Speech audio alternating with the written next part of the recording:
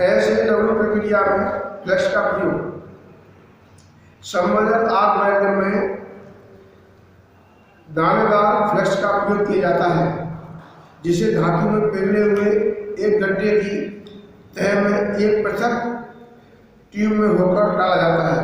यह दानेदार flux electrode में आगे बैंड की जोड़ रेखा के साथ साथ जमा हो जाता है। इनर्ट गैस के लक्षण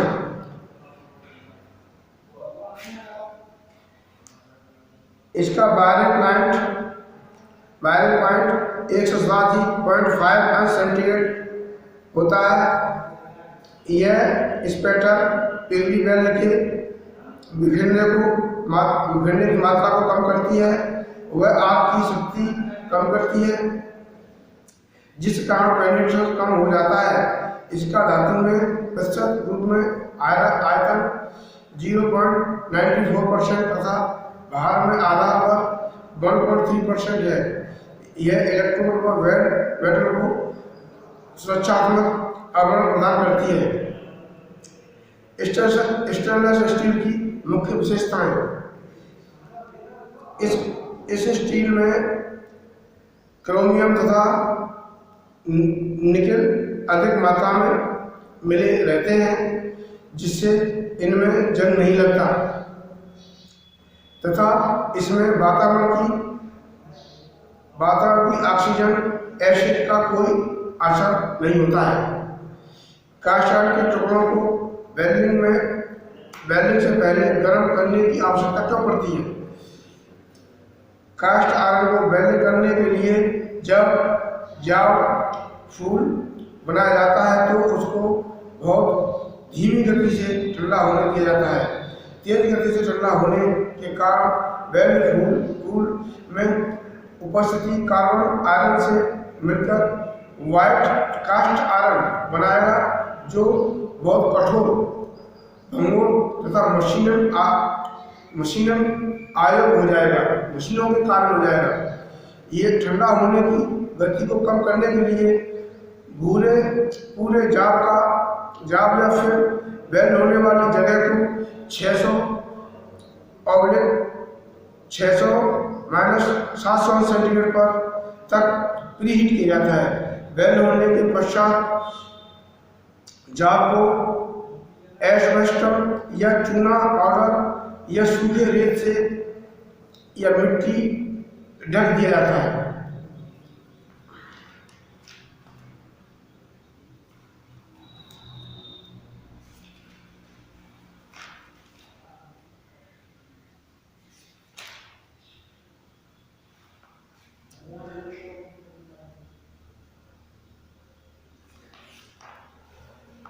सोल्डरिंग का तात्पर्य क्या है?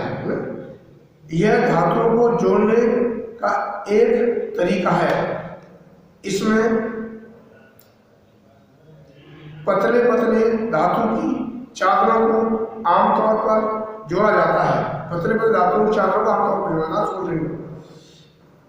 इस तरीके में जुड़ने वाले क्षणों को पिघलाया नहीं जाता, बल्कि सोल्डरिंग आयरन को लाल शुल्क गर्म करके सोल्डर धातु को इसकी सहायता से जोड़ पर पिघला दिया जाता है।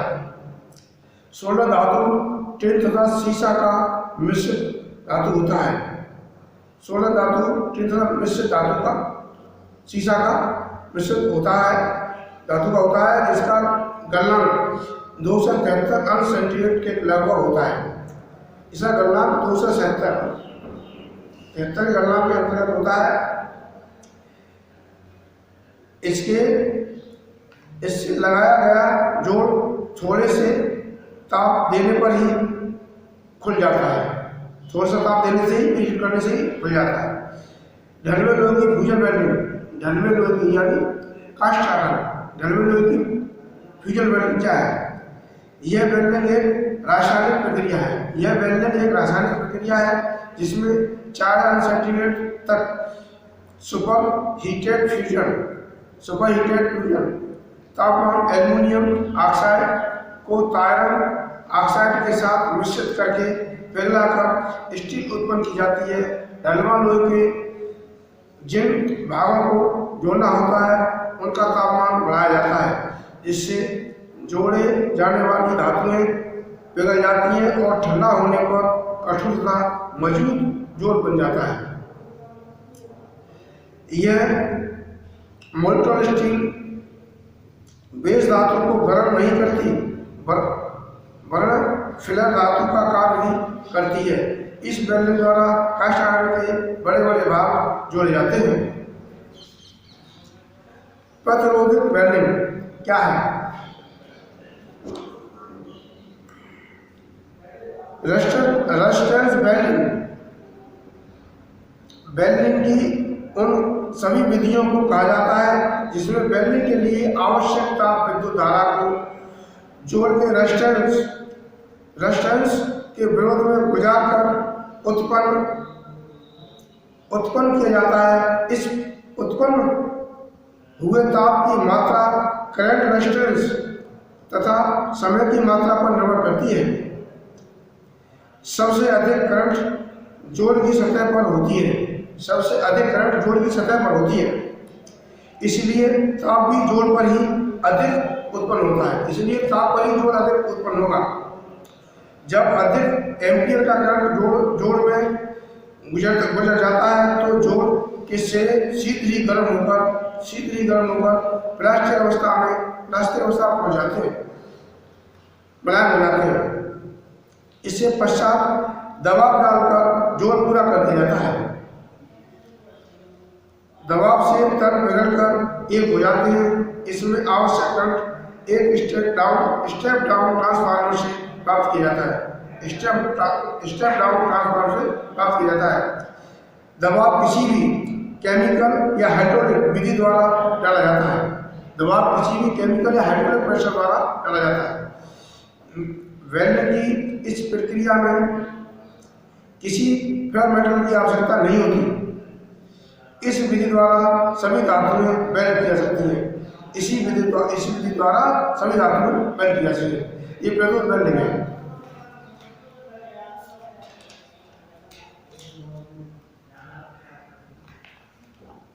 TIG welding, tin welding. इसमें आपको एक पृथक धातु के टुकड़े के साथ स्ट्राइक करने के पश्चात उसे कालखंड पर ले जाकर और वहाँ एक पिघली धातु का गड्ढा बनाते हैं। फिर जोड़ के साथ साथ टार्च को बढ़ाकर वेल्डिंग उसी बात की जाती है जैसे कि ऑक्सी एस्टलिन वेल्डिंग की दशा में होती है। इसमें धातु की कॉन्सेंस को उसके एक नॉन कंज्यूमेबल टंगस्टन इलेक्ट्रोड के द्वारा आग के साथ गर्म करने से पैदा किया जाता है। इसको सामान्य सिंगल इलेक्ट्रोड के साथ प्रयोग किया जाता है। प्रयोग किया जाता है। सबमर्जन आर्क वेल्डिंग, यह वेल्डिंग करने का एक आधुनिक तरीका है। सबमर्जन वेल्डिंग यह एक वेल्डिंग करने का आधुनिक तरीका है। इसमें वेल्डिंग स्वचालित तरीके से होती है। इलेक्ट्रोड नंगा व रोल के प्रकार का होता है। इलेक्ट्रोड नंगा और रोल में लगा होता है तथा फ्लेक्स दानेदार पाउडर जैसा होता है। आग मुख्य धातु के इलेक्ट्रोड के बीच बनाई जाती है। और आग के चारों ओर फ्लक्स गिरता है जो आग की चारों ओर से घेर लेता है। पिघलकर वेल्ड धातु के ऊपर आ जाता है। इलेक्ट्रोड होल्डर विशेष प्रकार का बना होता है। मैनुअल वेल्डिंग क्या है? इस प्रकार की वेल्डिंग प्रक्रिया खुली हवा में की जाती है। मैनुअल वेल्डिंग इस प्रकार की वेल्डिंग प्रक्रिया खुली हवा में की जाती है। इस तरीके में आग खुली हवा में धातु निर्मित इलेक्ट्रोड तथा बेस मेटल के बीच बनाया जाता है। यह प्रक्रिया वेल्डर द्वारा हाथ से संचालित की जाती है। वेल्डर द्वारा हाथ से संचालित की जाती है, इसलिए इसे मैनुअल वेल्डिंग कहते हैं। इस क्रिया में वेल्ड धातु को ऑक्सीकृत होने से बचाने के लिए इलेक्ट्रोड पर फ्लैश की कोटिंग चढ़ा दी और या डिस्टोर्शन का क्या अर्थ व कारण होते हैं। यह तो ज्ञात ही है कि धातुएं गर्म होकर बढ़ती हैं। यह तो ज्ञात ही होगा, धातुएं गर्म होने पर बढ़ती हैं और ठंडी होकर सिकुड़ती है। वेल्डिंग में भी आग की गर्मी के कारण धातु अपनी समी बढ़ती मूल धातु को बढ़ा देती है और ठंडी होकर सिकुड़न पैदा करती है। सिकुड़न पैदा करती है। एक बड़ा वेल्ड छोटे की अपेक्षा अधिक सिकुड़ेगा। इस प्रकार बढ़ने एवं सिकुड़ने के कारण कार्य करने में विरूपण विकृति आ जाती है। अतः वेल्डिंग के प्रत्येक कार्य में विकृति संबंधी अपनी समस्याएं रहती हैं, परंतु आर्क वेल्डिंग में ऑक्सीस्टीन वेल्डिंग की अपेक्षा ताप केवल स्थानीय रहता है, इसलिए विरूपण भी कम होता है। एक वेल्डिंग में न्यूनतम कितनी विकृति आ जाती है, यह निम्नलिखित बातों से निर्भर करता है।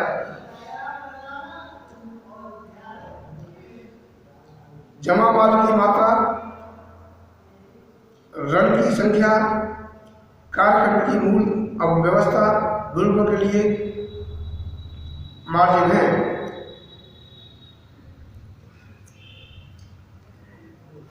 जैसे कि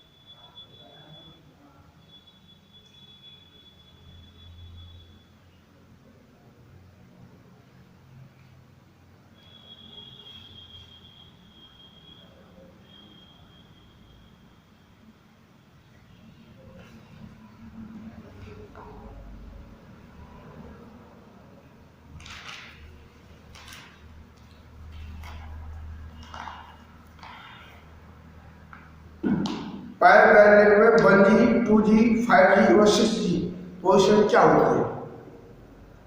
पाइप वेल्डिंग में 1G, 2G, 5G और 6G पोजीशन क्या होती है? पाइप वेल्डिंग में ताप के कारण जो प्रकृति पैदा होती है, इससे बचने के लिए, ताप को वितरित करने के लिए स्किप वेल्डिंग विधि का प्रयोग पाइप वेल्डिंग में करते हैं। इसमें प्रतिबलों के केंद्रीकरण से बचा जा सकता है। इस विधि में वेल्ड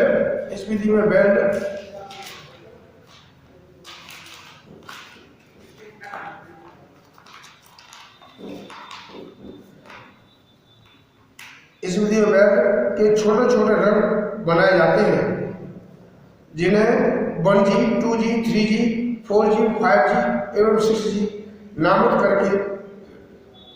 करके पोजीशन बनाई जाती है तथा वेल्ड करने से पहले G से 2G तथा पोजीशन में वेल्डिंग करते हैं तथा इसके बाद 5G और 6G पोजीशन के रन में वेल्ड करते हैं। इसी प्रकार 2G एवं 3G रन में तथा इसके बाद 4G एवं 5G के सेगमेंट में वेल्ड करते हैं। ऐसा करके एक ही स्थान पर ताप के प्रभाव से बचा जा सकता है तथा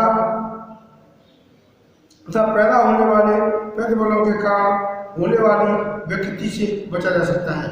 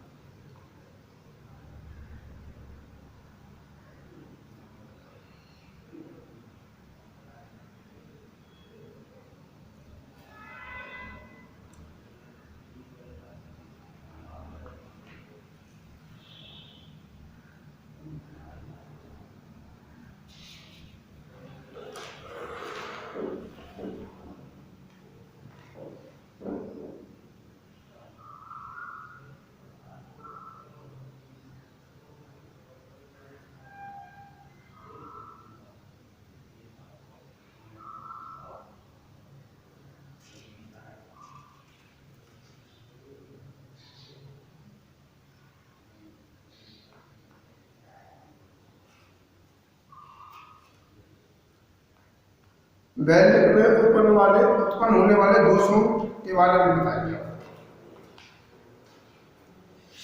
undercut, blow hole, slag inclusion, crater, cracks.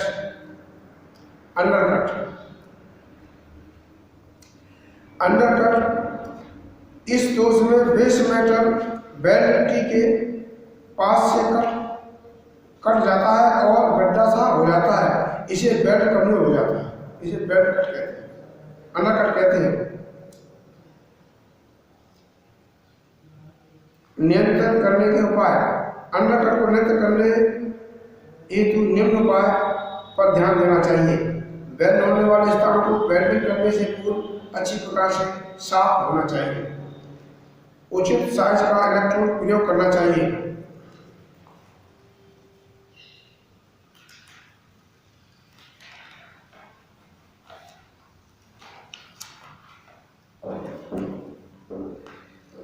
Electrode size के अनुसार ही करंट का चयन करना चाहिए।